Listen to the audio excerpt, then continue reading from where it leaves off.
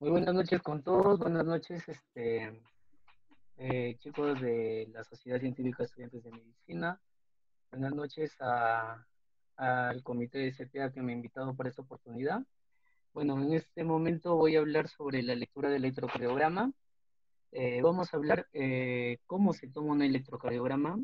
Vamos a mencionar cuáles los pasos a leer un electrocardiograma y vamos a mencionar también sobre las patologías más comunes que deberíamos saber todos por lo menos. Empecemos, ¿no? Bueno, soy interno de medicina humana de la Universidad Nacional de Cajamarca. Estoy haciendo mi internado en el Hospital Regional Docente de Cajamarca, ¿no? Empecemos. Lo primero que tenemos que ver es que el electrocardiógrafo esté calibrado. Entonces vamos a decir, ¿está calibrado el electrocardiógrafo? ¿Sí o no? Para que esté calibrado, estandarizado, podemos decirlo, tiene que tener una velocidad de 25 milímetros por segundo y tiene que tener una amplitud de 10 milímetros por voltio, ¿ya? Eso es lo mínimo, lo básico que todo aquel que va a tomar un electrocardiograma debe saber, ya que ha existido y sigue existiendo problemas en la lectura del electrocardiograma cuando no está bien calibrado, ¿no? Hay detalles a veces que no están en la velocidad correcta, entonces a la hora de la lectura no se lee adecuadamente, ¿no? Entonces, eso es lo primordial, ¿no? Ver que el electrocardiógrafo esté calibrado, ¿no? Bueno, nosotros vamos a observar un electrocardiógrafo, vamos a observar electrodos, vamos a observar un papel para el electrocardiograma, ¿no? Entonces, muchos nos preguntamos cómo se colocan, ¿no? Yo que estoy en el internado he visto que muchos no saben colocar los electrodos, ¿no? Por eso incluyo esto en la exposición, ¿no? Ya que es muy práctico. Entonces, nosotros vamos a saber que tenemos electrodos que son periféricos y electrodos precordiales. Tenemos electrodos periféricos que son 4, ¿ya? Entonces, hay una mnemotecnia en la cual se puede decir rana verde, ¿no? R de rojo, A de amarillo, N de negro y verde por el electrodo verde, ¿no? Entonces, como ustedes lo ven, el rojo va en la mano derecha, el amarillo va en la mano izquierda, el negro va en el pie derecho y el verde va en el pie izquierdo, ¿no?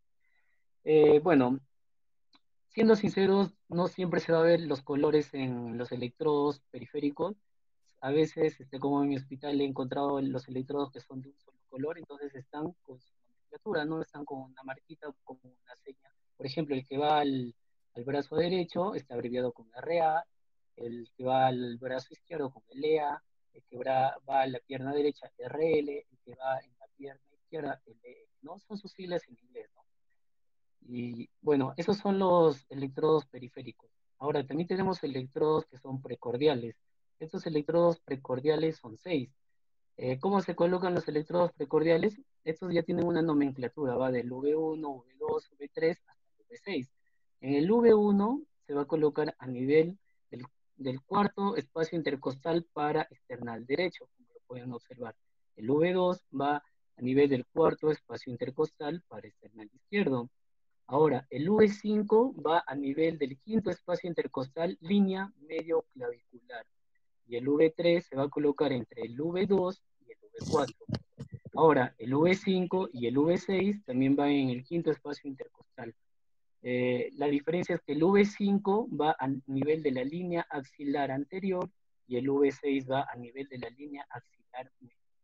Estos electrodos nos van a servir porque son los que van a recepcionar las derivaciones, que ya vamos a hablar en un momento, para que se pueda dibujar a través de la aguja del electrocardiógrafo en el papel especial. Bueno, ahora hablemos de las derivaciones, ¿no? Debemos conocer que las derivaciones son vectores eléctricos. Estas derivaciones, en muchos libros, en mucha bibliografía que he revisado, siempre lo consideran o lo asemejan como si tomáramos fotos al corazón de diferentes ángulos, ¿no? Entonces nosotros vamos a encontrar derivaciones que son estándares y derivaciones que son precordiales. Empecemos por las derivaciones estándares. Las derivaciones estándares también son llamadas frontales. Estas pueden ser unipolares o bipolares. ¿Por qué lo llamamos frontales? Porque se observa como si tomáramos una foto al corazón, pero la parte frontal, ¿no? Acá como si hubiéramos hecho un corte coronal, ¿no? Es lo que vamos a observar. Entonces, de estos ángulos lo vamos a observar con las derivaciones estándares, ¿no? Que son 12. seis. Tenemos tres que son unipolares, que son la derivación ABR, ABL y ABF, ¿no? Es decir, que va en el brazo derecho, en el brazo izquierdo y en la pierna izquierda, ¿no? Si recordamos, con los electrodos teníamos ahí esos que colocamos, pero también había un electrodo que iba en la pierna derecha, ¿no? Se menciona que el electrodo de la pierna derecha es como neutro, no sirve como soporte nada más al electrocardiograma, ¿no? Pero estos electrodos van a regir.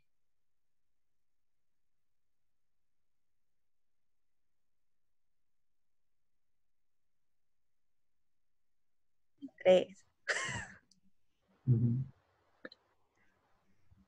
Bueno, tenemos derivaciones, las cuales se encargan de registrar los vectores eléctricos producidos por las células miocárdicas, ¿no?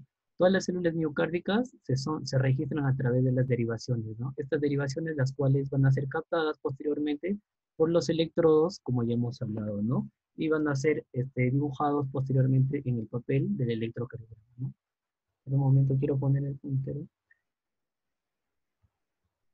Tenemos 12 derivaciones, ¿no? Que son 6 estándares y 6 precordiales. De las 6 estándares, tenemos 6 que son unipolares y 6 que son bipolares. Las unipolares, una va en el brazo derecho, la otra va en el brazo izquierdo y la otra va en la pierna izquierda, ¿no? Se suele abreviar en el electrocardiograma como ABR, ABL y ABF. Y tenemos 3 derivaciones que son bipolares: la derivación 1 de 1, la derivación 2 y la derivación 3. La derivación 1 va del brazo derecho al brazo izquierdo, la derivación 2 va del brazo derecho a la pierna izquierda y la derivación 3 va del brazo izquierdo a la pierna izquierda. ¿Por qué les menciono esto? Porque tienen que aprenderlo, ha sido preguntado en exámenes. Entonces, una manera para aprenderlo, sencillamente, es que acuérdense, en el brazo derecho, o sea, a nivel de la ABR, en el brazo derecho siempre van a ir los polos negativos y en el brazo izquierdo siempre van a ir los polos positivos. ¿Por qué les digo eso? Porque la energía del impulso eléctrico viaja del negativo hacia positivo. Entonces, por eso que se forman de esta forma las derivaciones, ¿no? Estas derivaciones estándares, es como les mencioné, sirve para tomar una fotografía frontal del corazón, ¿no?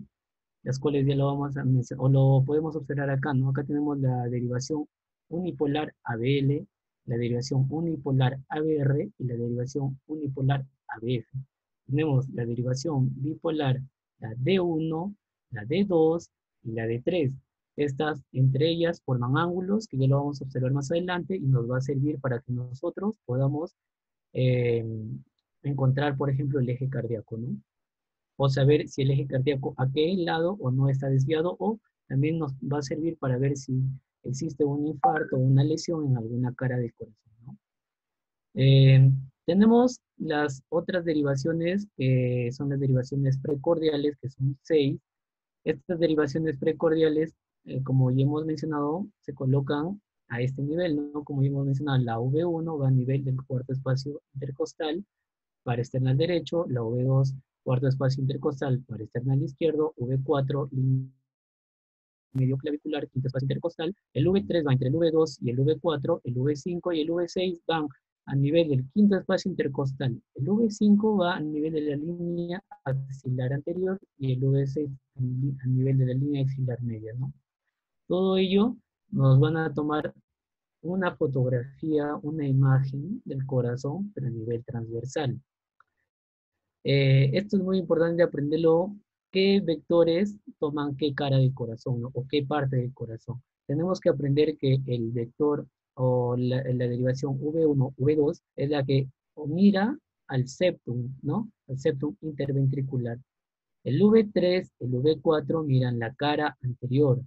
El V5 y el V6 van a mirar la cara lateral baja, ya que la cara lateral alta es vista por el ABL D1 y la cara inferior o diafragmática es vista por el D2, D3 ABF, ¿no? Esas son las derivaciones las cuales nos van a servir para que se pueda posteriormente graficar en el papel del electrocardiograma, ¿no? Ahora vamos a hablar un poquito de la actividad eléctrica, ¿no? Como me enteré que la charla va dedicada para todos, desde primer año hasta sexto año. Hay que recordar que para la actividad eléctrica debemos, bueno, recordar o conocer que el impulso eléctrico del corazón se origina en el nodo sinusal, ¿no? Que está a este nivel donde estoy señalando con el puntero. Este nodo sinusal, también llamado sino auricular, que nos menciona la bibliografía que se encuentra a nivel de la desembocadura de la vena cava superior, ¿no? Como sabemos, este es el que origina el impulso eléctrico, ¿no? Y que nos va a producir unas frecuencias entre 60 a 100 latidos por minuto. Este impulso eléctrico va a viajar al nodo auriculoventricular, pero antes de ello va a emitir unas fibras, unos haces. Va a emitir una haz anterior llamada de James, una haz media llamada de Welkenbach y una haz posterior llamada de Torel. Y no olvidemos que también se emite una haz a la aurícula izquierda, que es el haz de Bachmann, ¿no? Entonces, como ya sabemos, luego va a llegar al nodo auriculoventricular, va a llegar a las fibras de Purkinje, y luego al haz de His, y luego a las fibras de Purkinje que se van a transmitir del endocardio al epicardio, ¿no? Y todo ello es un circuito, ¿no? Es el circuito eléctrico cardíaco, ¿no? Como ese es un conocimiento previo para que nosotros veamos cómo es la actividad eléctrica del corazón y cómo se va a plasmar en el electrocardiograma, ¿no? Ahora, empecemos. Primero se produce la despolarización de la aurícula derecha, lo podemos observar su gráfico acá, y posteriormente se produce la despolarización del ventrículo de la aurícula izquierda. Esta onda lleva por nombre la onda P. Ahora, luego, cuando el impulso del nodo sinusal llega al nodo auriculoventricular y menciona la teoría también, que llega al haz de His, ya se produce el segmento llamado PR. Posterior de ello, el impulso sigue viajando y llega hacia el, hacia el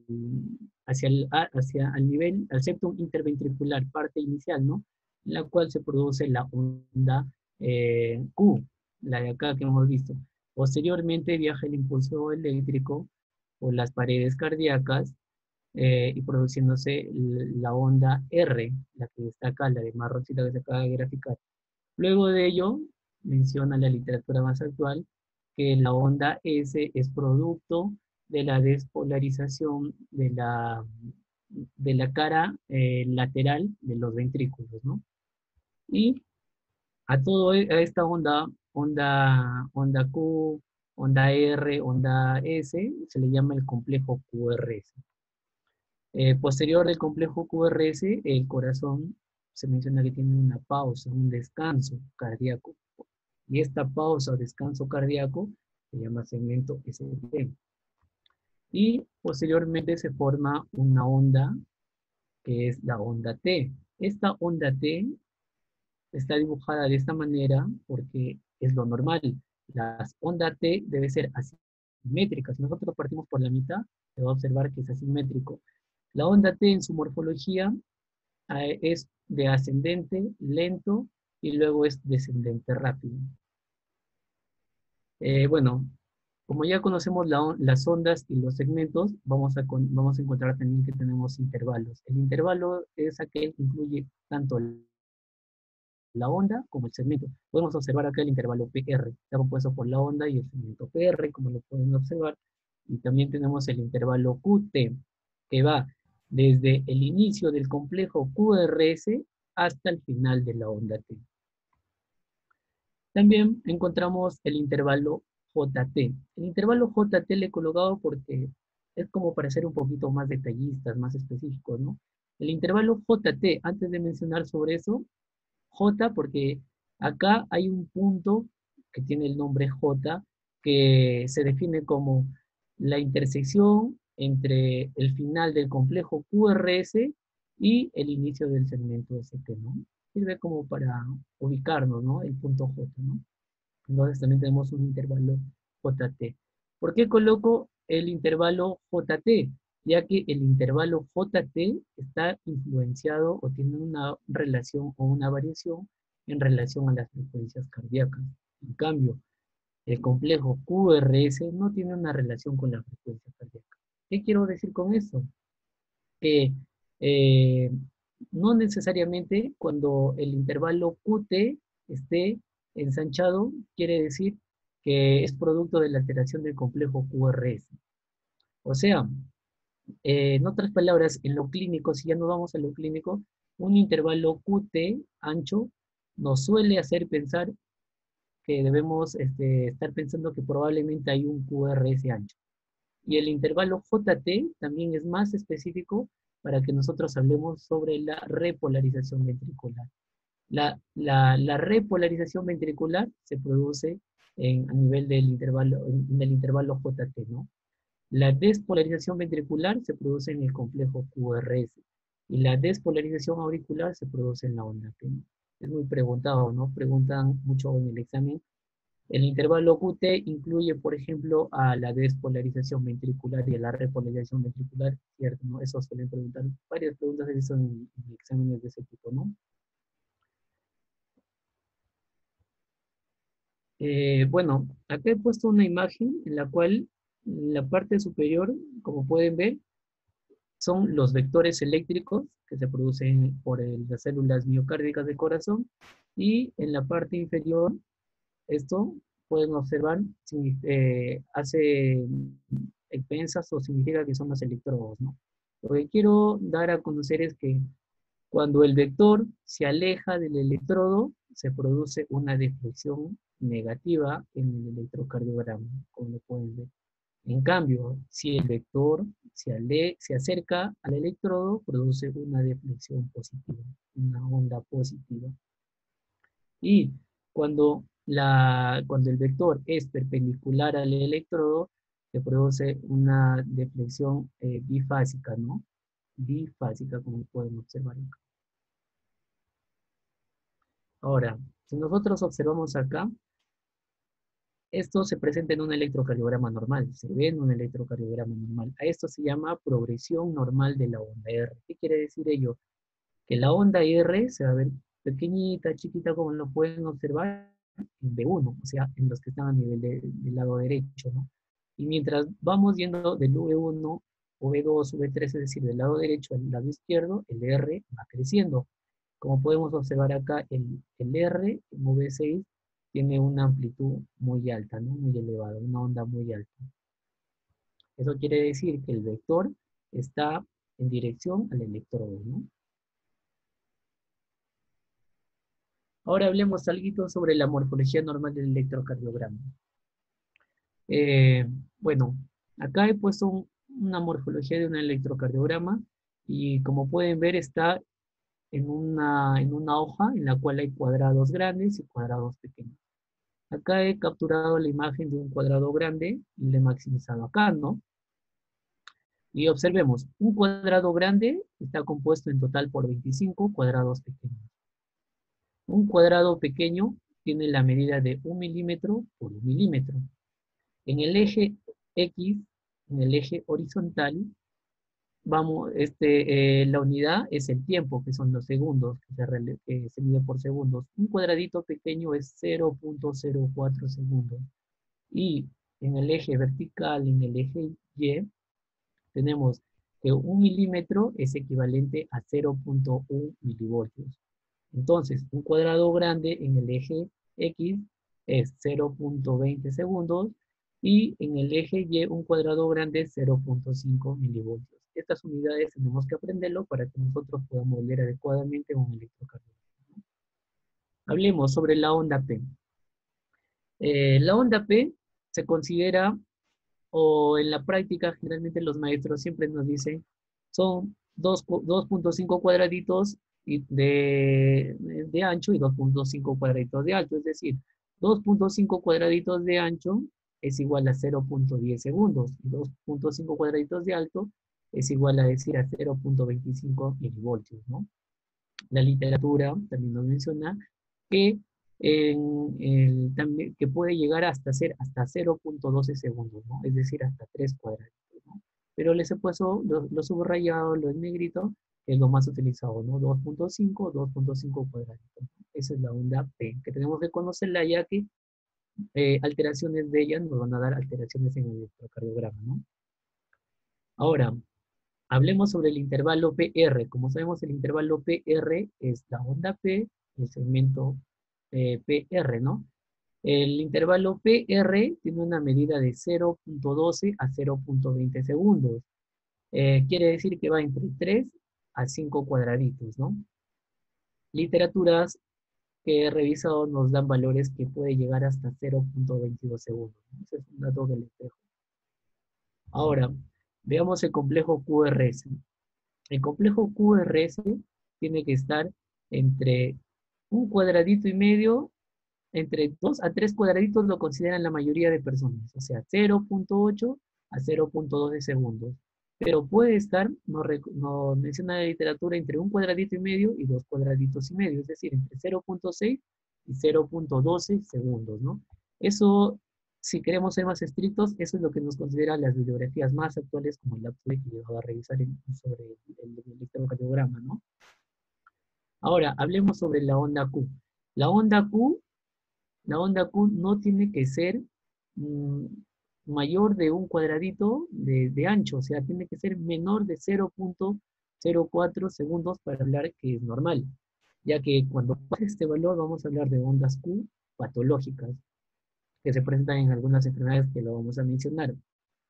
Y también vamos a hablar sobre la onda R, en la cual la onda R, si nosotros miramos en V5 y V6, esta tiene que ser menor a 25 milímetros, menor a 25 cuadraditos chiquitos, es decir, menor a 2.5 milivoltios, ¿no?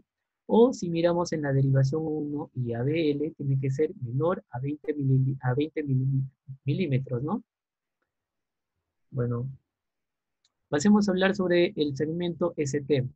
El segmento ST suele ser isoelectrónico, al igual que el segmento PR. Pero el segmento ST, la literatura menciona que esta puede variar entre más, menos un milímetro, ¿no? O sea, más o menos un milímetro de altura, ¿no? Si pasa ello, ya estamos hablando de alguna patología como elevación o depresión del segmento ST, ¿no? El intervalo QT. El intervalo QT incluye al complejo QRS, al segmento ST y a la onda T. Para que nosotros hablemos de un intervalo QT, tenemos que corregirlo. A ello se llama el intervalo QT corregido. ¿Y cómo se calcula ello? Medimos el intervalo QT y luego lo vamos a dividir entre la raíz cuadrada de un intervalo RR, o sea, de una R que hay acá hasta otra R que encontremos acá. Eso va a ser el intervalo QT corregido en relación a la frecuencia cardíaca. ¿Cuáles son los valores? Los valores en los varones nos menciona que tiene que ser, no debe pasar de los 440 milisegundos y en las mujeres no tiene que sobrepasar los 450 hasta los 460 milisegundos, ¿no? Ahora pasemos a lo que es la base de esta lectura, ¿no? Vamos, ¿cómo interpretamos un electrocardiograma? Acá hay una mnemotecnia que es PREGI, que nos indica el orden que deberíamos llevar para leer un electrocardiograma, ¿no? F, o sea, de frecuencia, R de ritmo, E de eje, H de hipertrofia y de isquemia. Empecemos. Vamos, ¿cómo encontramos la frecuencia cardíaca? La frecuencia cardíaca, para calcularla, debemos primero mirar si el ritmo es regular o es irregular. El ritmo regular quiere decir que entre R a R es simétrico. O sea, si acá tengo un R y mide tantos cuadraditos, hasta el otro R tiene que medir la misma cantidad de cuadraditos. A eso yo lo defino como regular. Cuando el ritmo es regular, entonces hay varias formas para encontrar la frecuencia cardíaca. Yo les voy a dar las que se recomiendan, las más fáciles. La que se recomienda es que se cuenten todos los cuadraditos de RR. Por ejemplo, si acá contamos, acá hay 5, 10, 15 cuadraditos. Entonces, estos 15 cuadraditos los vamos a dividir entre 1500. Es decir, 1500 entre 15 es igual a 100. Y 100 vendría a ser los latidos cardíacos, ¿no? Ahora, hay otra forma, ¿no? Otra que también se suele usar y que también lo solemos usar cuando van en cuadraditos grandes, que es 300 entre el número de cuadrados grandes. Acá hay 3 cuadrados grandes exactamente, entonces 300 entre 3 es igual a 100, ¿no? Sería la frecuencia cardíaca de 100. Ahora, en el ritmo irregular, ¿qué es el ritmo irregular? En los cuales nosotros vemos el intervalo R a R es asimétrico, es diferente a este intervalo R y es diferente a este intervalo R, ¿no? Podemos observar que algunos intervalos son más pequeños y otros son mucho más grandes. A eso se llama ritmo irregular. ¿Y cómo se calcula la frecuencia cardíaca acá? Bueno, les voy a comentar dos formas, ¿no? La primera forma es que vamos a contar el número de ondas R que hay en 6 segundos. Es decir, cuántas ondas, o sea, en 6 segundos es equivalente a 30 cuadraditos grandes. Si nosotros comenzamos a contar 30 cuadraditos grandes, por ejemplo, yo ya le he contabilizado, hasta acá hay 7 cuadraditos grandes en 6 segundos, esto lo vamos a multiplicar por 10. Entonces, como hay 7 QRS, 7 QRS en estos 6 segundos, entonces lo multiplico por 10, serían 70 latidos cardíacos, ¿no? O la otra forma es que generalmente cuando se imprime el electrocardiograma, se imprime en un intervalo de 10 segundos, nos menciona. Entonces, todo el papel que se imprime en el intervalo de 10 segundos, vemos la derivación 2. Ahí miramos porque ahí va todo está dibujado todo el papel ahí, la derivación 2 y contamos todos los QRS, ¿no? Los complejos QRS. Contamos todos los complejos QRS que hay en 10 segundos, y lo vamos a multiplicar por 6 y vamos a encontrar la frecuencia cardíaca en un EKG de ritmo irregular. Ahora, como estábamos hablando de ritmo, tenemos que preguntarnos, ¿es sinusal o no sinusal? ¿Es regular o no regular, ¿no? Para que nosotros digamos que un ritmo es sinusal, debemos ver la onda P. La onda P tiene que ser positiva en D1, D2 y AB. Sobre todo no se olviden, onda P positiva en D2, criterio básico para nosotros hablar de ritmo sinusal. Además de ello, tenemos que ver la onda P en ABR. La onda P en ABR tiene que ser negativa y la onda P siempre tiene que estar precedida de un complejo QRS. Entonces, esto es lo básico para que nosotros digamos el ritmo es sinusal. Entonces, onda P positiva en D2, onda P negativa en ABR, onda P precedida de un complejo QRS. Ahora, ¿es regular? Nosotros, como ya hemos mencionado anteriormente, el intervalo regular que se mide entre R y R tiene que ser simétrico. Si no cumple esto, ya no es regular, ¿no? Ahora hablemos sobre el eje cardíaco. Para el eje cardíaco tenemos que basarnos en la derivación D1 y en la derivación ABF. Este es el método para que nosotros podamos encontrar el eje cardíaco. Entonces, no se olviden, D1 y ABF. El eje cardíaco normal suele estar entre menos 30 a más 90 grados, ¿no? En promedio se menciona 60 grados. Bueno, esa es la parte teórica. Ahora miremos, hagamos práctica de ello, ¿no? Miremos un electrocardiograma. Yo les pregunto qué frecuencia cardíaca tiene y nosotros tenemos que contar el número de cuadraditos, ¿no? En primer lugar, vemos, son regulares, el ritmo es regular, se observa que el ritmo es regular. Los RR son simétricos. Entonces, vemos 1, 2, 3, 4, 4 cuadraditos, ¿no? 300, estamos hablando de 4 cuadraditos grandes. Si dividimos 300 entre 4, estamos diciendo que hay 75 latidos cardíacos, ¿no? Entonces la frecuencia cardíaca es de 75. Ahora el ritmo, veamos, ¿es sinusal? Para encontrar el ritmo sinusal no olvidemos que tenemos que mirar la onda P en D2. Busquemos D2. Acá está D2. Onda P, onda P, onda P positiva, ¿no? Miremos en ABR. El ABR tiene que estar la onda, P tiene que estar negativa. La onda P está negativa, la onda P está negativa. Está muy bien. Ahora, la onda P tiene que estar precedida del complejo QRS. Tenemos un complejo QRS, la onda P está precedida. Tenemos un complejo QRS, la onda P está precedida. Muy bien, entonces, por el momento tenemos que la frecuencia cardíaca es de 75 latidos, es rítmica y es sinusal. Ahora encontremos el eje. ¿En qué eje está, no? Mencioné que tenemos que mirar D1 y ABF. Busquemos D1. D1 está acá, ¿no? Es positivo y ABF es positivo. Estas deflexiones positivas nos indican que está en el lado positivo del esquema para encontrar nosotros el eje cardíaco, ¿no?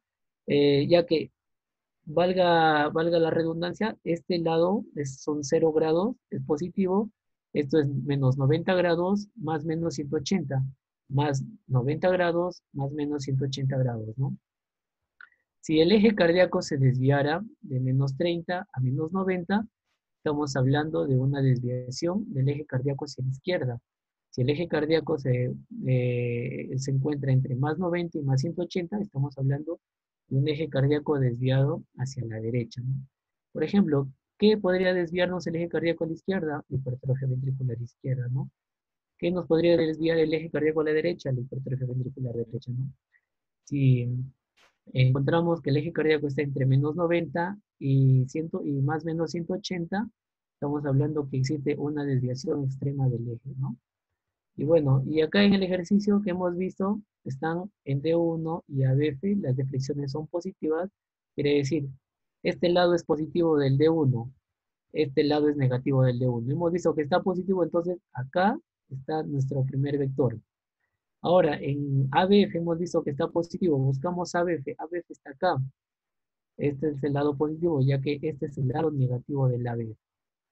Entonces, queremos decir que el eje cardíaco está en orientación normal, ¿no? En el eje promedio cardíaco normal, entre menos 30 y más 90. Pero eso no es todo, ¿no? A nosotros nos gusta ser más exquisitos, queremos saber exactamente cuántos grados en promedio o aproximadamente está el eje cardíaco, ¿no? Entonces, para ello, vamos a una segunda fase como para calcular esto, ¿no? Lo que tenemos que buscar es la onda isobifásica, ¿no? Una onda, la mayor onda isobifásica de todo el electrocardiograma que tenemos, hay que buscarla. Ese es el primer paso. De todo ese electrocardiograma que tenemos, ¿cuál es la onda más isobifásica? Si ustedes ya lo ven detalladamente, es de 3, observan, ¿no? La deflexión negativa y la deflexión positiva son equitativas prácticamente, ¿no? Es la que tiene es la derivación ideal, ¿no? Para encontrar, en este caso, el eje cardíaco. Entonces, tenemos la derivación de 3. Entonces, vamos a nuestra esquemita, ¿no? Acá están dibujadas las derivaciones frontales, las estándares, y buscamos, ¿no? La deflexión en D3, la derivación D3 tiene que tener una perpendicular. La que le hace la perpendicular, vamos a ver su ángulo, ¿no? O sea, para que me deje entender, busquemos D3. D3 se ubica acá. Recordemos, D1, D2, D3. Acá está AB. Entonces, D3. Ahora, ¿cuál es la perpendicular de D3? Es ABR. Si lo pueden observar, esta es la perpendicular. Forma 90 grados. Entonces, ¿el ángulo está hacia acá o está hacia acá? Como hemos visto que está en eje normal, hace rato cuando sacamos con D1 y ABF, está en este rango de normalidad, entonces tenemos que ir al lado de acá, al positivo, porque si extendemos el BR, va hasta acá, entonces vamos a encontrar que la perpendicular de D3 es ABR, pero el lado positivo. Entonces, nosotros calculamos nuestros grados, acá son 30 grados, porque eso ya tenemos que aprenderlo por convicción, son 30 grados, más 30 grados son 60 grados, el de 2 está en 60 grados, el ABF obviamente ya se sobreentiende en 90 grados, por los esquemas que hemos visto, y así no, 30 grados, 30 grados, 30 grados. Entonces, si nos preguntan qué ángulo tiene el ABR, el ángulo que tiene es de 30 grados, ¿ya? Después una regla mnemotécnica en la cual si no recordamos este esquema, no lo podemos dibujar y queremos saber con qué tiene perpendicular, esto nos puede servir. La regla mnemotécnica es Doña Flor y sus tres maridos. Bueno, F de ABF, L de ABL, R de ABR. En nuestro caso, por ejemplo, encontramos la onda isobifásica que era el D3. Entonces, ¿con cuál hacía perpendicular? Con ABR. Entonces, acá, esta es la relación con la que van a ser perpendicular. En nuestro caso, hacía perpendicular con ABR, pero el lado positivo, y ABR tiene 30 grados, entonces el eje cardíaco es 30 grados, ¿no? Nuestro electrocardiograma que estamos observando. Ahora, hablemos sobre la hipertrofia. Para hablar de hipertrofia, eh, vamos a mencionar sobre la hipertrofia del ventrículo izquierdo y la hipertrofia del ventrículo derecho.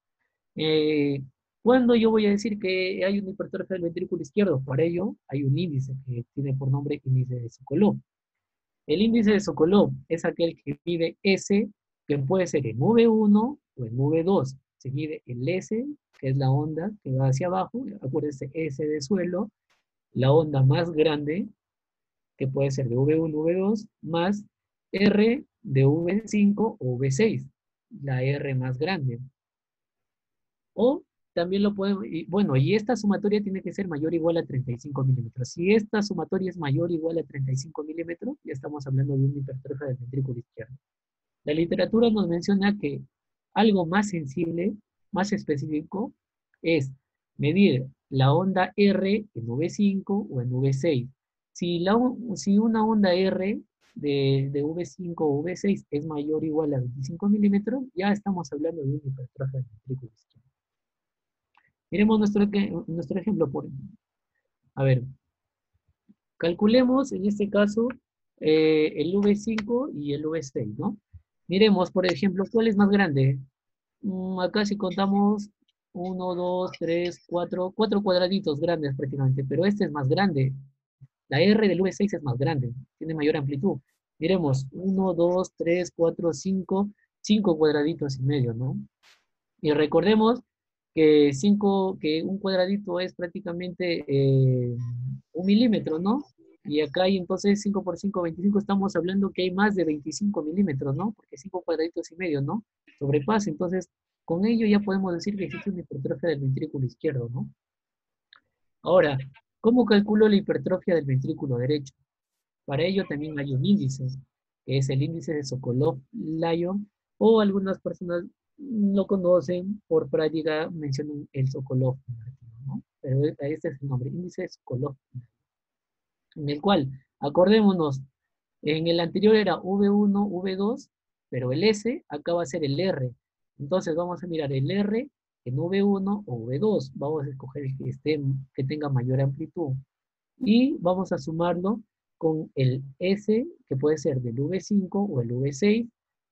Y al sumar ello, tiene que ser mayor o igual a 11 milímetros y estaríamos hablando de una hipertrofia del ventrículo derecho. Algo más específico, más sensible que nos menciona, es que podemos nosotros ver el R, tanto que puede ser en V1 o en V2, y si este R es mayor o igual de 7 milímetros, ya estamos hablando de una hipertrofia del ventrículo derecho. Observemos, por ejemplo, ¿no? Con la segunda forma que nos recomienda la literatura que es más sensible. Miremos entre el V1 y el V2, ¿cuál es más grande? El V2. Contemos, acá hay 5 o 10 cuadraditos. 10 cuadraditos pequeños que son equivalentes a 10 milímetros. ¿Es mayor a 7 milímetros? Claro, entonces ya podemos estar hablando que en ese electrocardiograma podemos observar una hipertrofia del ventrículo derecho. Ahora, también podemos observar hipertrofia de las aurículas, ¿no? Tenemos una hipertrofia de la aurícula derecha, que lo llaman P, pulmonar, y una hipertrofia de la aurícula izquierda, que lo llaman P, mitral.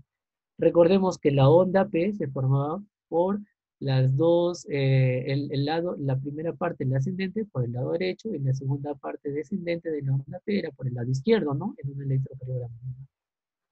Acá, en la onda P pulmonar, cuando hay hipertrofia del ventrículo derecho, la onda P aumenta su amplitud.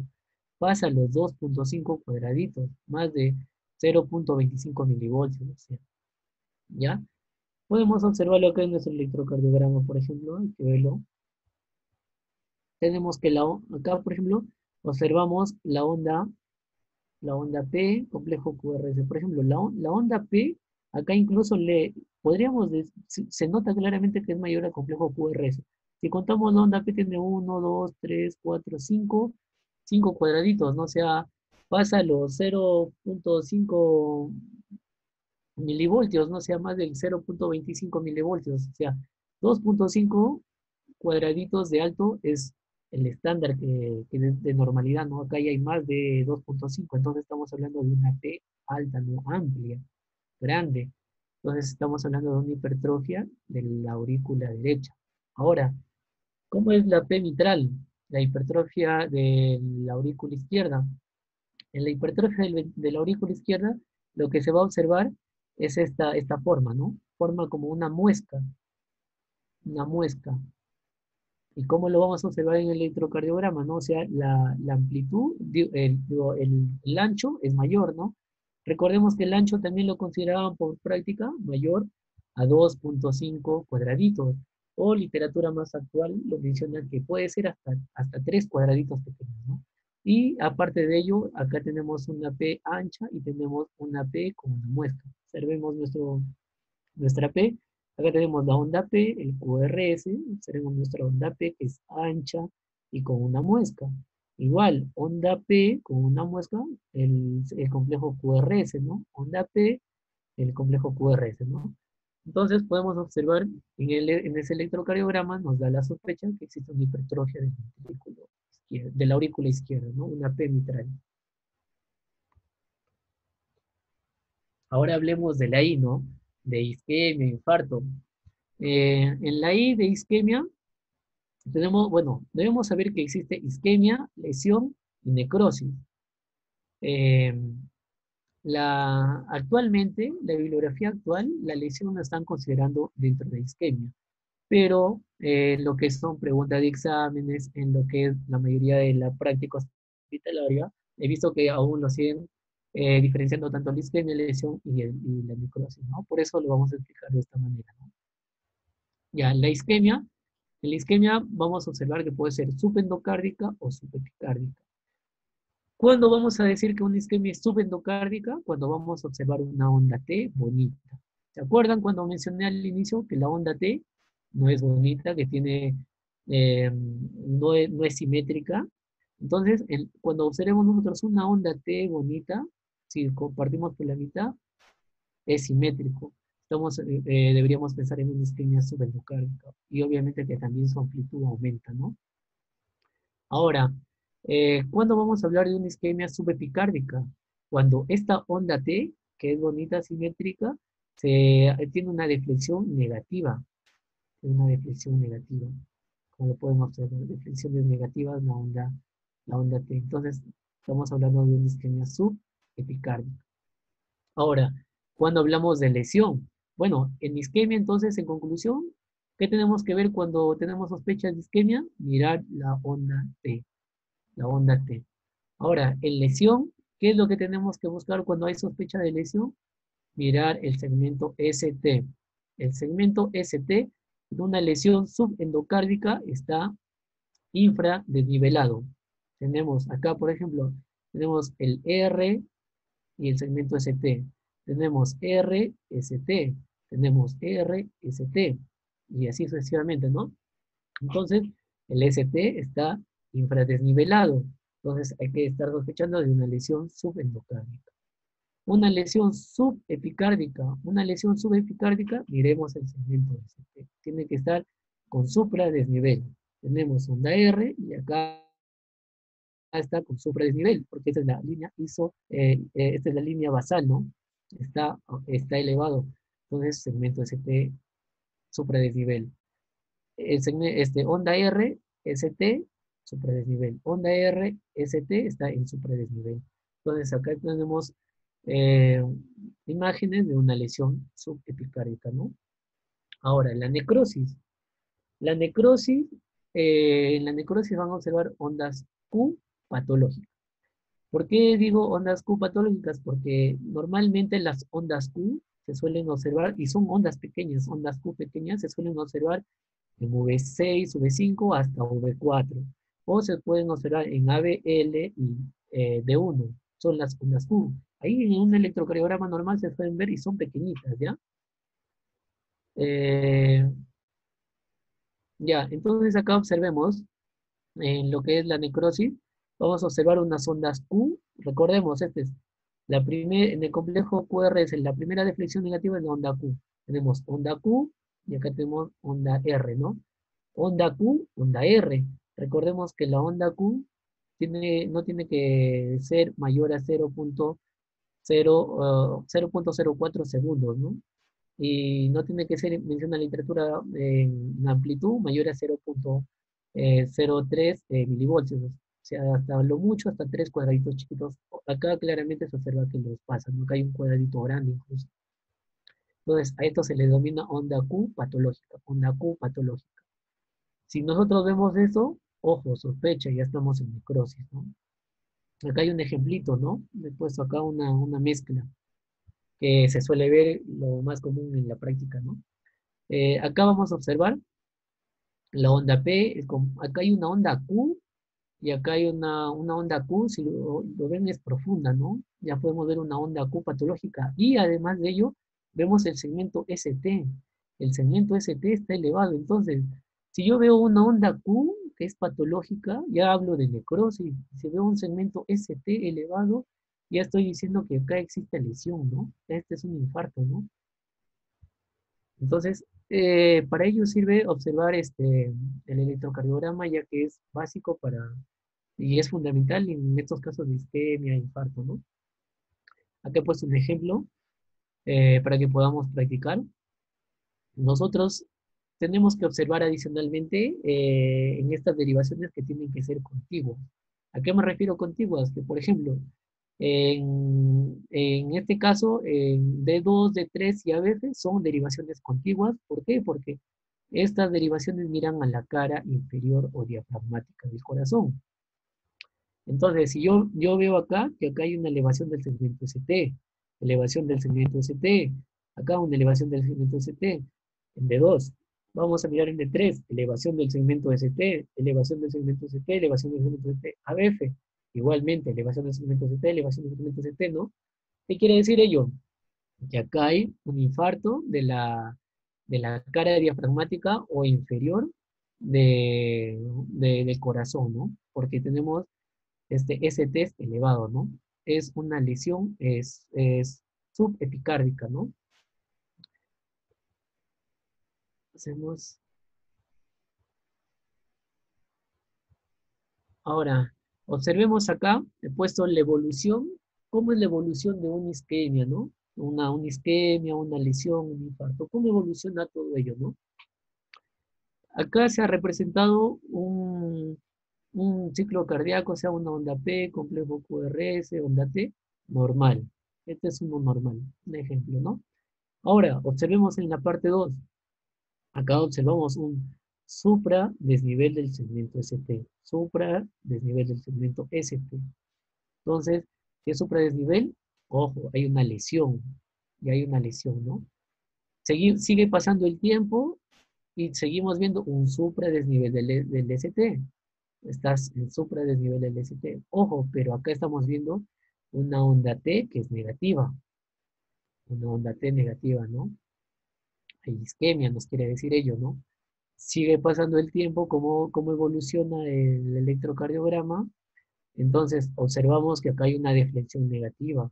Ojo, ya aparece una deflexión negativa, si hay una onda Q patológica, quiere decir que acá ya hay necrosis. Entonces, hay una onda Q patológica, ya hay necrosis, el segmento ST aún todavía está elevado, y la onda T se ha hecho más pronunciada, ¿no? Está una deflexión mucho mayor, ¿no? La amplitud ha aumentado, ¿no? Entonces hay una necrosis, hay una lesión, hay isquemia. Sigue pasando el tiempo y nosotros observamos que la onda Q patológica ha aumentado, ¿no? La necrosis ha aumentado, ya está establecida, ¿no? Observamos que el segmento ST se ha hecho isoeléctrico, está normal ya, por ese momento está normal en este intervalo de tiempo que ya ha pasado, pero se encuentra todavía una onda T un poquito con deflexión negativa, ¿no? Casi aplanada se puede llamar.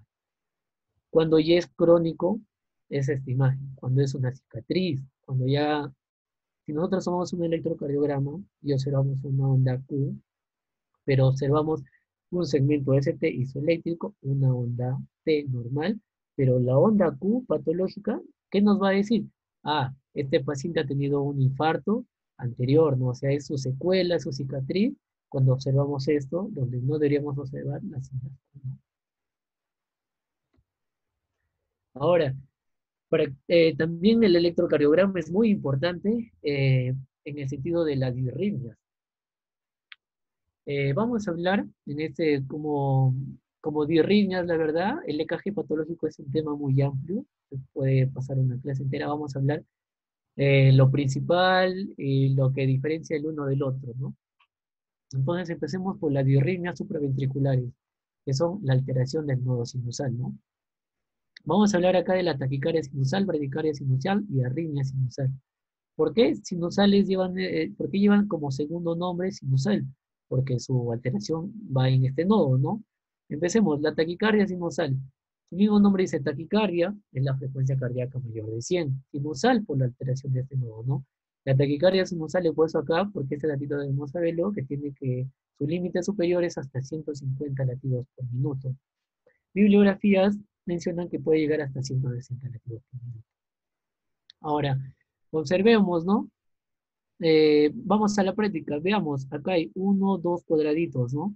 Entonces, si son dos cuadraditos, entre 300, estamos hablando más o menos hay un poquito más de dos cuadraditos, pero estamos hablando un promedio de 150, un poquito más, ¿no? Porque acá podemos ver uno, dos cuadraditos y unos cuadraditos más pequeños, ¿no? Deberíamos dividirlo, por ejemplo, 5, 10, 12, 13 cuadraditos pequeños, 1500 entre 13 para tener un valor, ¿no? Pero no lo tengo ahorita el valor exacto, pero por lo que veo, el valor es menor a 150, pero mayor a 100. Por ello va una taquicardia sinusal, ¿no? Ahora, la bradicardia sinusal. En la bradicardia sinusal vamos a observar que la frecuencia cardíaca es menor de 60. Observemos acá, ¿no? Vamos a contar, por ejemplo, de cubo de intervalo R a R, ¿no? Acá va a haber 1, 2, 3, 4, 5, 6, 7, 7 cuadraditos y medio, ¿no? Si dividimos, por ejemplo, 300 entre 7, ya estamos hablando de un promedio de 40 y tantos de presión, de frecuencia cardíaca, ¿no? Entonces, ya va una bradicardia sinusal, ¿no? Entonces podemos observar, ¿y por qué sinusal también? Porque siempre tenemos que observar que tiene que haber onda P. Hay onda P, hay onda P, hay onda P, hay onda P. Está precedida de un complejo QRS, está precedida de un complejo QRS. Igual acá en la derivación 2, hay onda P, hay onda P, hay onda P, y está precedida de un complejo QRS, ¿no? Entonces, es sinusal. Y obviamente, si ya lo veríamos en el electrocardiograma completo, en ABR, la onda P va a estar negativa. Ahora, hablemos de la arritmia sinusal. La arritmia sinusal es una arritmia que suele presentarse en los niños. Aumenta la frecuencia cardíaca cuando se inspira por estimulación del simpático y disminuye la frecuencia cardíaca cuando el niño expira, ¿no? Esta es una arritmia que es benigna y ya pues y es transitoria, ¿no? Suele pasar con el tiempo, no con los años de vida, ¿no? Hay que tener igual observar al niño, ¿no? Es una arritmia sinusal. Y obviamente, acá en la taquicardia sinusal y en la bradicardia sinusal son de ritmo irregular, porque entre intervalos R son regulares. En cambio, en la arritmia sinusal, ya el intervalo RR es irregular. Hay intervalos RR más pequeños y hay intervalos RR que son más grandes. Una taquicardia sinusal se suele presentar, por ejemplo, en pacientes hipertiroideos. Una bradicardia sinusal se suele presentar en pacientes hipertiroideos. Una taquicardia sinusal puede presentar un paciente que tiene fiebre, un paciente que está con shock hipovolémico, por ejemplo, ¿no? Una bradicardia sinusal puede ser por medicamentos, imaginemos, o como los beta-blol, los calcio-antagonistas, ¿no? Son detalles que ya se hablan cuando ya hablamos específicamente de cada patología, ¿no?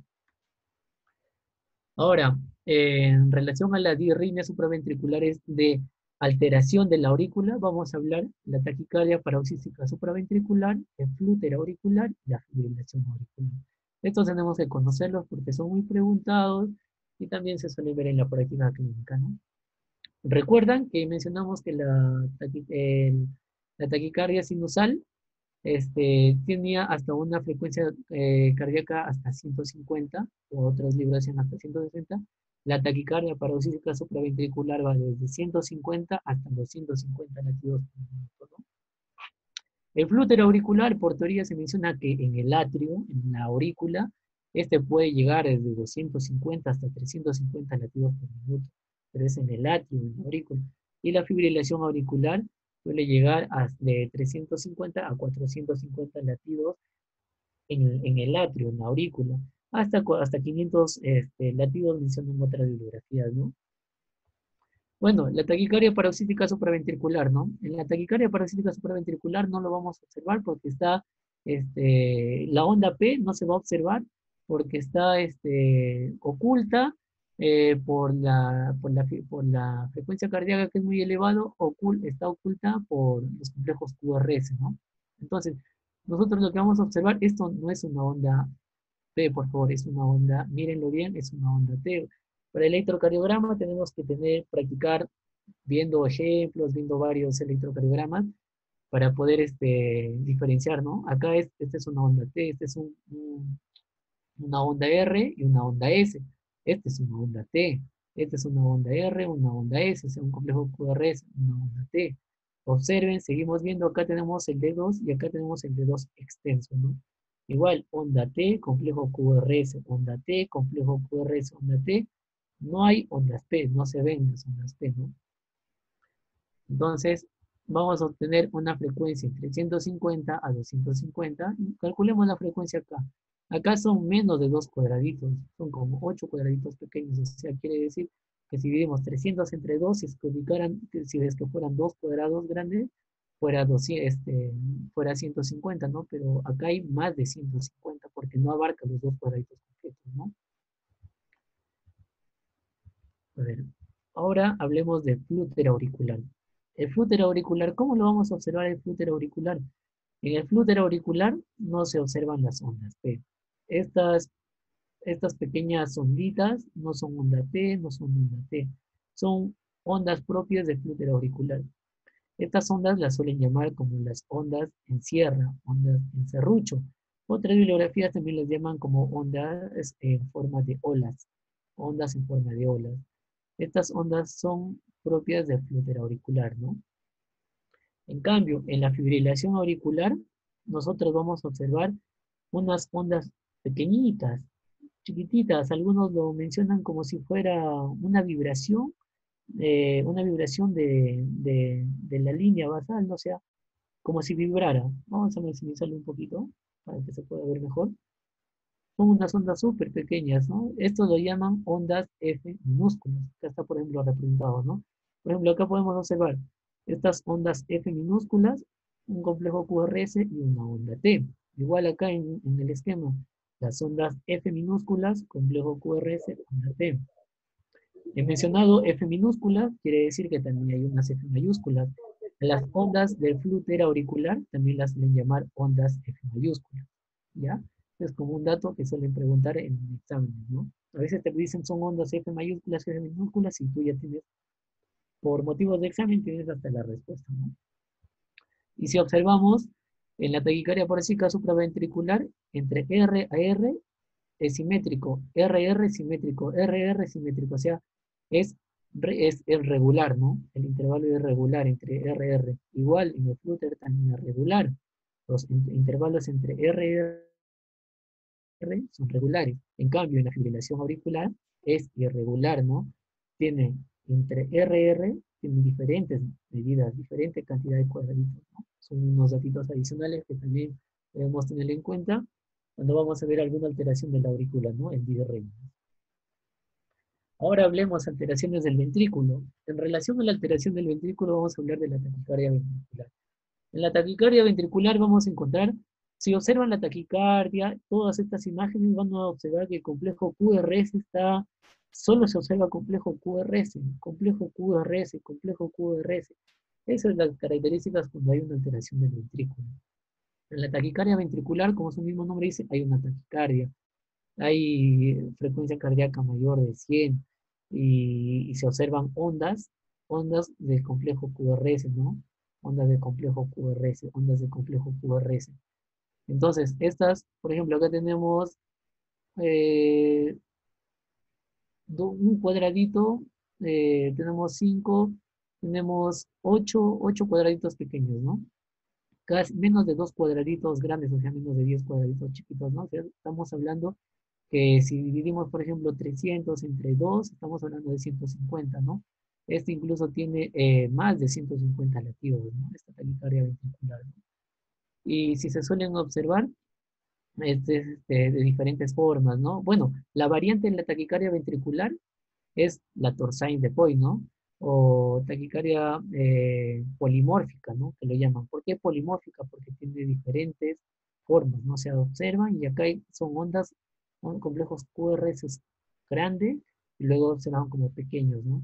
Grandes, pequeños, ¿no? Eso lo llaman polimórfica, ¿no? Taquicardia polimórfica, ¿no? Taquicardia ventricular polimórfica, que es una variante en la taquicardia ventricular, ¿no? También podemos observar la fibrilación ventricular. La fibrilación ventricular se suelen observar también estos complejos QRS, pero son pequeñitos. Incluso si lo observamos acá, están dentro de un cuadradito grande. Dentro de un cuadradito grande. Lo que no sucedía, por ejemplo, en la taquicardia ventricular, ¿no? Con estas imágenes, nosotros observamos un electrocardiograma y es así, tal cual. La taquicardia, la fibrilación ventricular. Y obviamente ya sabemos que el Torsades de Poise últimamente ha estado de moda, ¿no? Con esto del coronavirus, se estaba hablando de que la hidroxicloroquina, la citromicina, que son considerados, alargan el QT, ¿no?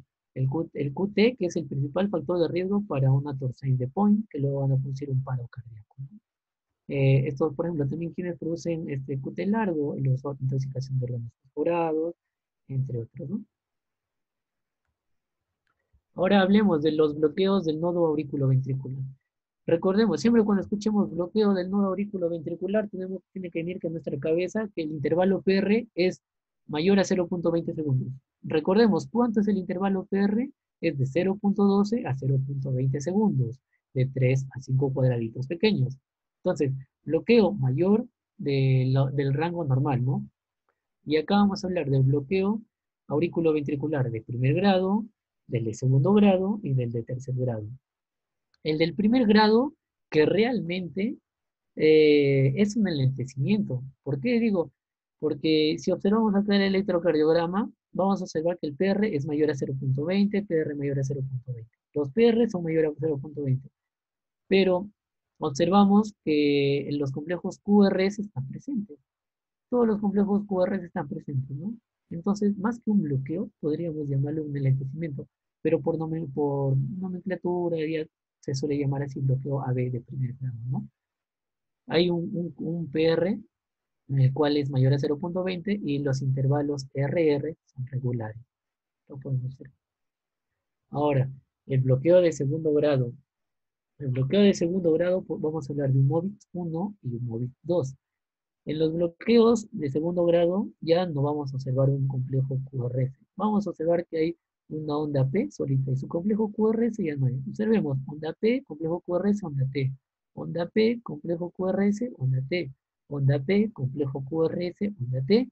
Pero acá hay una onda P solito, no hay su complejo QRS porque esta onda P le pertenece a este complejo QRS.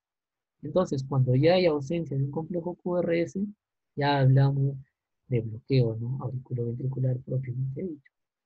Entonces, acá medimos el PR, igual mayor a 0.20 segundos en este ejemplo, 0.24, pero acá observemos en el MOVIS 1 que es ascendente el PR. Era, por ejemplo, acá 0.24, el siguiente PR 0.28, en el siguiente PR 0.32.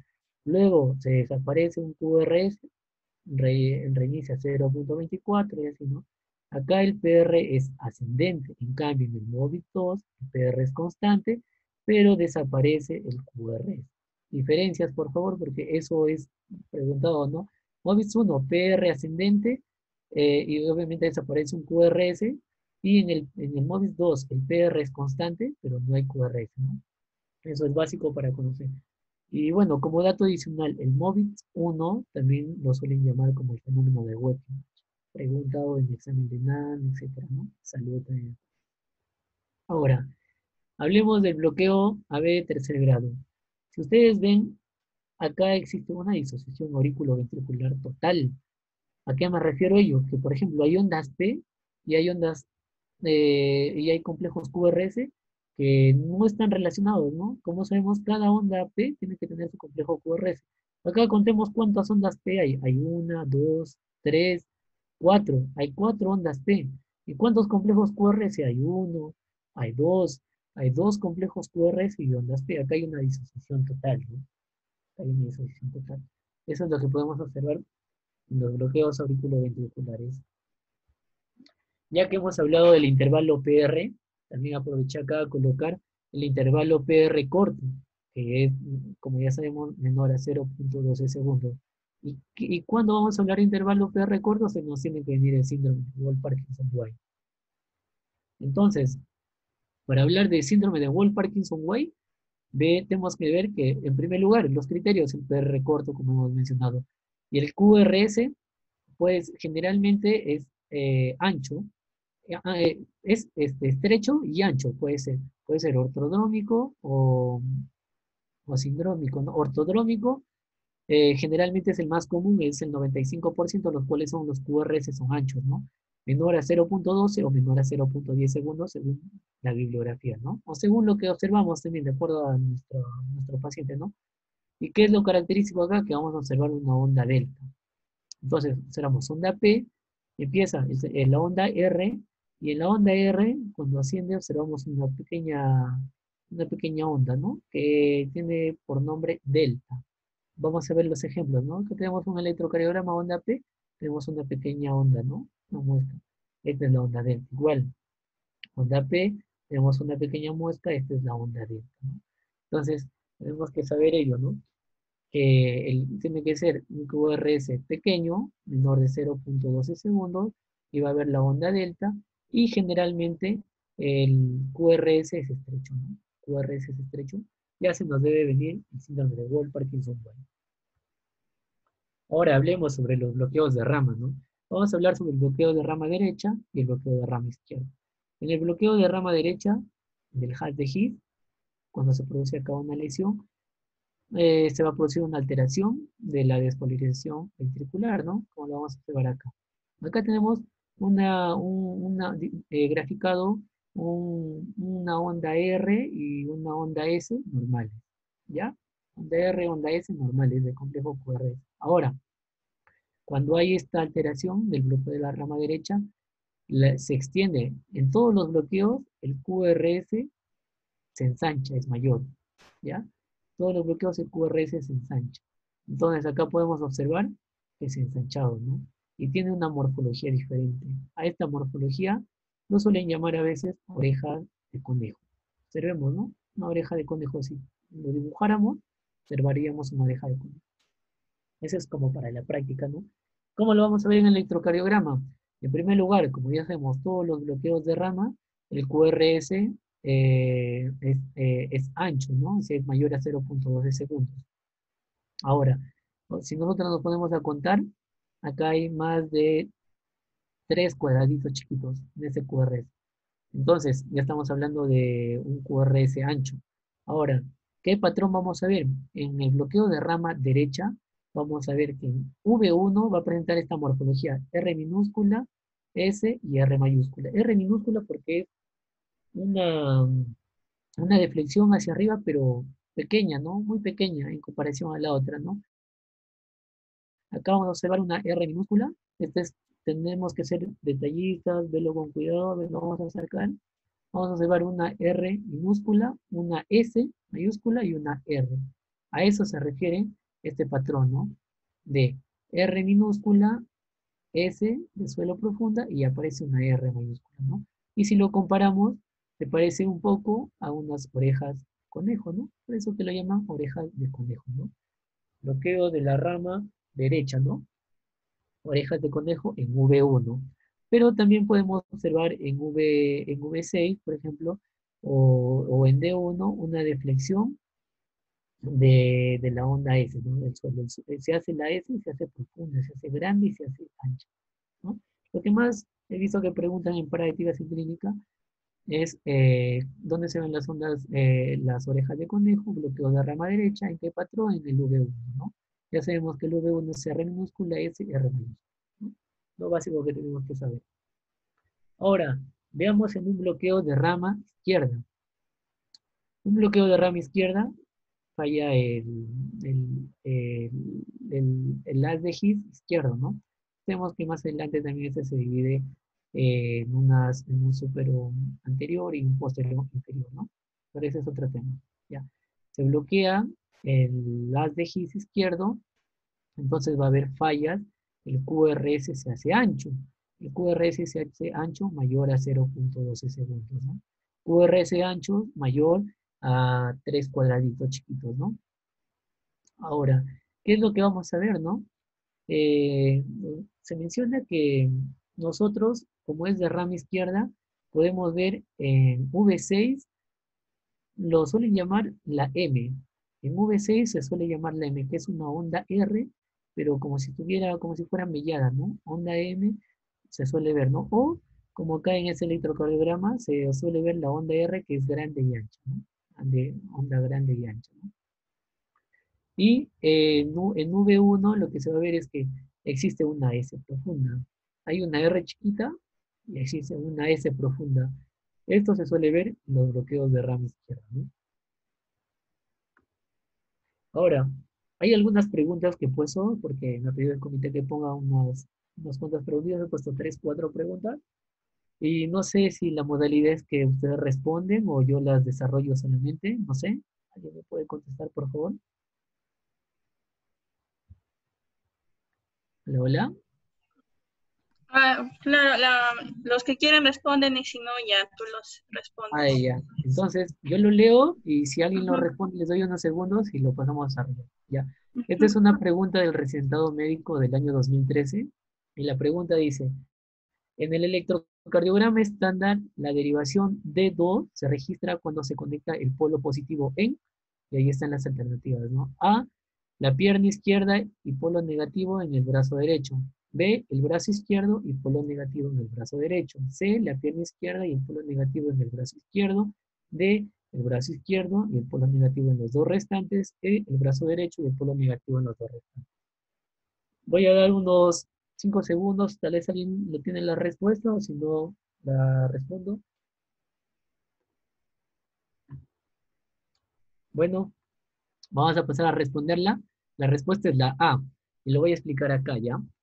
Les dije cuando iniciamos la exposición que hay que aprender las derivaciones precordiales, cómo iba el orden de las derivaciones bipolares, por ejemplo, y una manera fácil de aprenderla les había dicho que recuerden, en el brazo derecho siempre están las cargas negativas y en la pierna izquierda siempre están las cargas positivas.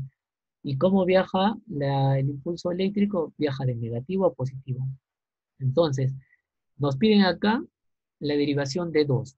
Recordemos, la derivación de 2 va de brazo derecho a pierna izquierda. Entonces, el polo negativo va a estar en el brazo izquierdo y el polo positivo de esta derivación va a estar en la pierna izquierda. Entonces, respondamos, se conecta el polo positivo, busquemos pierna izquierda, ¿no? Se conecta el polo negativo en el brazo derecho, brazo derecho. Por eso que la respuesta es la A, ¿no? Ahora, esta pregunta del recentado médico del 2010. En el electrocardiograma, el intervalo QT registra el siguiente evento. A, despolarización ventricular y despolarización auricular. B, despolarización ventricular y repolarización auricular. C, despolarización auricular y repolarización auricular. D, despolarización auricular y repolarización ventricular. E, despolarización ventricular y repolarización ventricular. Unos 5 segundos, tal vez alguien tiene la respuesta.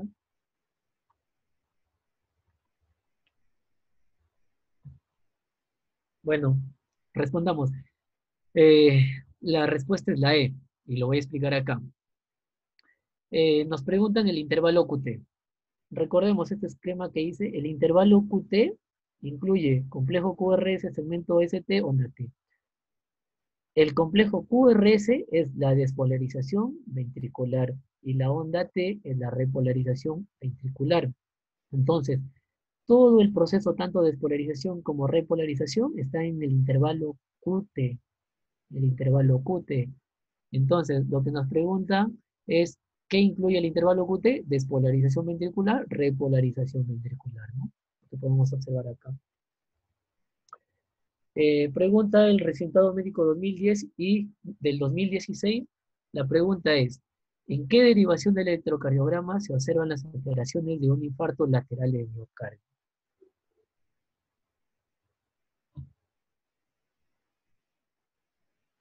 Bueno, pues vamos a responderlas.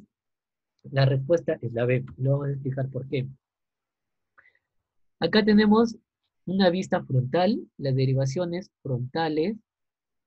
Acá están esquematizadas todas de ellas con sus ángulos. Y tenemos que observar y darnos cuenta que en ABL y D1, ABL y D1, miran la cara lateral alta, la cara lateral alta del corazón. En D2, D3 y ABF miran la cara lateral, miran la cara diafragmática o inferior, ¿ya? ABL D1, cara lateral, pero alta, ojo, alta. D2, D3, ABF, miran la cara inferior o diafragmática. También les incluyo para repasar que entre V1 y V2 mira la cara del septum interventricular.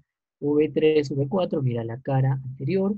V5, V6 mira la cara lateral baja. Entonces, la pregunta nos dice, se produce un infarto de la cara lateral. La cara lateral está vista, por tanto, por la derivación ABL-D1 y está vista por la derivación V6, V5. Busquemos las alternativas, está ABL-D1. Esta es una pregunta del recitado médico 2017 en el cual menciona que un varón de 60 años presenta dolor precordial intenso hace 2 horas, antecedentes de hipertensión arterial y fumador desde hace 20 años, examen físico sudoroso, pálido, presión arterial 120/60, frecuencia cardíaca 60, frecuencia respiratoria 24, ruidos cardíacos arrítmicos. En el electrocardiograma, el segmento ST con supradesnivel y ondas T negativas y simétricas en D2, D3 y ABF. Observemos, D2, D3 y ABF. Tiene diagnóstico probable de infarto agudo de miocardio, ¿no? ¿Qué cara del corazón está comprometida? Simple. Miren, chicos, acá dice lo que está afectado se observan en las derivaciones de 2, de 3 y ABF, ¿no? Que es la cara, no sé, alguien que dé una respuesta en unos 5 segundos, si no lo podemos desarrollar. Bueno, esa es la cara inferior o diafragmática, ¿no? Es muy preguntado, muchas veces se ha preguntado en este examen de diferentes modalidades, ¿no? Entonces, recordemos nada más de 2, de 3 y ABF, miran la cara inferior o diafragmática, ¿no? Ahora, estas son las fuentes bibliográficas que me he basado para hacer esta exposición. Todas estas fuentes han sido revisadas. Y decirles gracias por la invitación y disculpen si hubo algún problema con el sistema que he tenido con la computadora, etc. Gracias.